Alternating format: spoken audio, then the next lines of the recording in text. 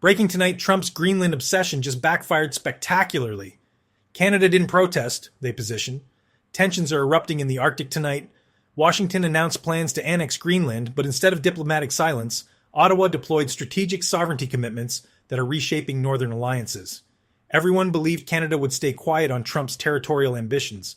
Political analysts expected diplomatic neutrality. Strategic experts assumed Ottawa would avoid confrontation with Washington. They were all utterly incorrect. Ottawa, December 20-25. Standing before assembled media, Foreign Affairs Minister Anita Anand made a statement that resonated across the Arctic. Canada supports the fundamental importance of respect for sovereignty and territorial integrity. Translation: Ottawa just told Washington that territorial annexation is non-negotiable. And what happened next?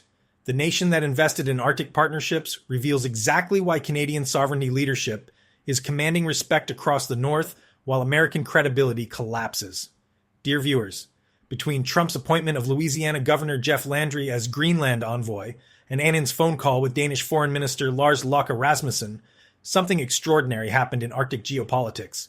Washington pushed too hard, Ottawa said no. And Canada, strategic, principled Canada, became the partner every Arctic nation started watching closely. This isn't just about one failed annexation fantasy.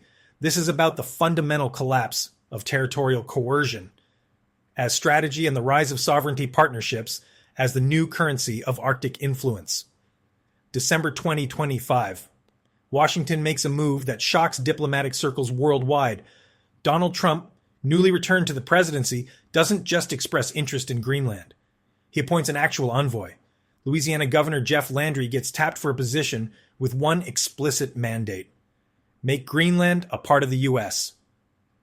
Think about that language. Not strengthen relationships, not explore partnerships, make Greenland part of America, territorial acquisition, colonial ambition, 19th century imperialism dressed in 21st century rhetoric. Landry tries spinning it later, claiming America isn't trying to conquer anybody or take over anybody's country. But here's what matters in diplomacy, the words you said first. And those first words were crystal clear: annexation, acquisition, American expansion into sovereign territory. The strategic implications land immediately. Greenland is a self-governing territory of Denmark, population 56,000, landmass larger than Mexico, geographic position controlling access between North America and Europe, massive rare earth mineral deposits, critical Arctic shipping routes, climate change making northern passages increasingly navigable. In other words, Trump just announced American designs on territory that matters enormously to Canadian Arctic security, NATO northern defense, European sovereignty, and global shipping routes. Most nations would issue careful statements, measured responses, diplomatic both sides language that offends nobody while saying nothing. Canada does something different. December 24th, 2025.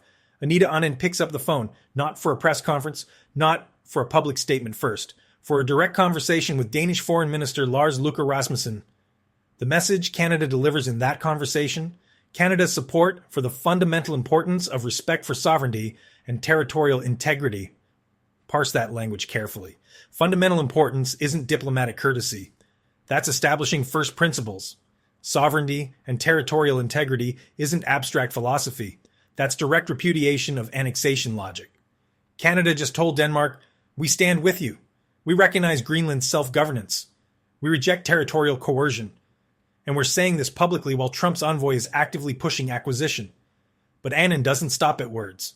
She announces plans. Early 2026, Canada opens a consulate in Nuuk, Greenland's capital. Not considering opening one, not exploring possibilities. Opening. Committed. Funded. Happening. That's not diplomatic theater, that's institutional infrastructure. That's Canada putting diplomatic presence, resources, and personnel into Greenland precisely when Washington is talking annexation. The contrast couldn't be sharper. Trump sends a governor with acquisition mandate. Canada sends a foreign minister with sovereignty commitments and a consulate. One approach treats Greenland as territory to acquire. The other treats Greenland as a partner to respect. Guess which one builds lasting influence in the Arctic? Here's what most analysis misses. This isn't really about Greenland. This is about the fundamental question of how power operates in the Arctic as climate change reshapes northern geopolitics. The old model, might makes right. Great powers assert territorial claims. Smaller populations get absorbed into larger empires. Strategic resources justify conquest. The new model, sovereignty partnerships, respect for self-determination, institutional cooperation through frameworks like the Arctic Council and NATO, influence through reliability rather than coercion. Canada is betting everything on that second model, and Anand's Greenland positioning reveals exactly why. Earlier in December, Anand made another significant statement. NATO, she argued, needs to focus more on securing the Arctic. Canada did its part helping secure Europe in past decades. Now the alliance needs to prioritize northern defense. That's not random timing. That's strategic coherence.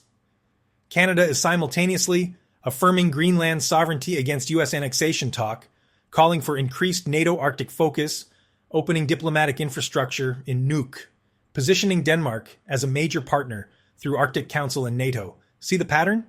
Canada isn't just reacting to Trump's Greenland fantasy. Canada is building an alternative Arctic architecture based on sovereignty partnerships, institutional cooperation, and defensive alliances. While Washington talks annexation as Ottawa builds relationships, while Trump appoints acquisition envoys, Anand opens consulates, and while American credibility collapses under imperial rhetoric, Canadian influence grows through principled consistency. Anand specifically emphasizes Denmark as a major partner through both the Arctic Council and NATO. That's not diplomatic courtesy. That's strategic alignment. Denmark controls Greenland's foreign affairs, while Greenland maintains self-governance on domestic matters. By backing Greenland's sovereignty and strengthening ties with Copenhagen simultaneously, Canada is essentially saying, we respect the current constitutional arrangement. We don't support unilateral changes through external pressure. That matters enormously to European allies watching Trump's return to power. If Washington will talk openly about annexing Greenland, what prevents similar rhetoric toward other territories? What happens to NATO solidarity when the alliance's largest member pursues 19th century territorial expansion? Canada's response provides a template: affirm sovereignty, build institutional partnerships, reject territorial coercion through clear public statements, invest in diplomatic infrastructure that demonstrates commitment beyond words. The Arctic Council becomes particularly significant in this context. That's the multilateral forum where Arctic nations discuss regional cooperation. Members include Canada, Denmark, including Greenland and the Faroe Islands, Finland, Iceland, Norway, Russia, Sweden, and the United States. When Trump talks Greenland annexation, he's not just threatening Danish sovereignty, he's undermining the fundamental premise of Arctic Council cooperation, that northern nations can address shared challenges through institutional dialogue rather than territorial competition. Canada's sovereignty commitments to Greenland, therefore, aren't just about one territory, they're about defending the multilateral framework that allows Arctic cooperation to function. Early 2026, Anand travels to Nuuk. Canadian diplomatic presence gets established in Greenland's capital. That physical infrastructure enables ongoing dialogue, partnership development, and influence building independent of Washington's trajectory. Think about the message that sends. While American envoys talk in acquisition, Canadian diplomats build relationships. While Trump treats Greenland as territory to claim, Canada treats Greenland as a partner to respect. Which approach do you think Greenland's 56,000 residents prefer? Which approach builds lasting influence in Arctic politics? Which approach strengthens Canada's position as climate change makes northern shipping routes and resources increasingly valuable? The answers are obvious, and Canada is positioning accordingly. But here's what makes this genuinely significant. Canada isn't doing this from a position of weakness or desperation. Canada is doing this from strategic calculation about how Arctic power will function in the coming decades. Polar ice is melting. That opens new shipping routes. Rare earth minerals, suddenly critical for green technology, and Greenland sitting on massive deposits. Meanwhile, great power competition keeps intensifying, which means Arctic geography just became central to global security. Here's Canada's bet. The nations that build real Arctic influence won't be the ones making loud annexation threats. It'll be the ones that respect sovereignty, build partnerships that actually work, and prove reliable over decades. Not the ones that bluster about taking territory then back down when diplomats push back. This is Canada's Arctic sovereignty strategy playing out in real time, not through military posturing, not through territorial claims, through led commitments to other nations' sovereignty while building the diplomatic and institutional infrastructure to defend Canadian interests. When Anand says Canada supports respect for sovereignty and territorial integrity, she's not just defending Greenland, she's defending the principle that will protect Canadian Arctic sovereignty when pressure comes from other directions. When Canada opens a consulate in Nuuk, we're not just building Denmark relationships. We're establishing Canadian presence throughout the Arctic archipelago that sits between our territories. When Ottawa calls for increased NATO Arctic focus, we're not just advocating alliance priorities. We're ensuring that Canadian security interests get multilateral support when challenges emerge. This is strategic coherence. This is long-term planning. This is Canada transitioning from relying on American security guarantees to building resilience through diversified partnerships and institutional engagement. Trump's Greenland annexation talk, meant to demonstrate American strength, instead reveals American isolation. Landry's envoy appointment, designed to pressure Denmark, instead triggers Canadian solidarity. And Anand's sovereignty commitments, dismissed by some as mere words, establish Canada as the Arctic partner that actually respects the self-determination of northern peoples.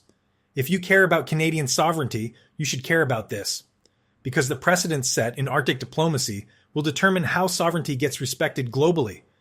If annexation talk becomes normalized, Canadian interests become vulnerable. If sovereignty partnerships prevail, Canadian security strengthens. If you care about effective foreign policy, you should care about this. Because Canada is demonstrating how middle powers can build influence through principled consistency rather than military might. Canada can't outspend the Pentagon, we know that, but we don't have to. This approach, partnerships over power politics, actually works better for us anyway. And here's why the Arctic matters.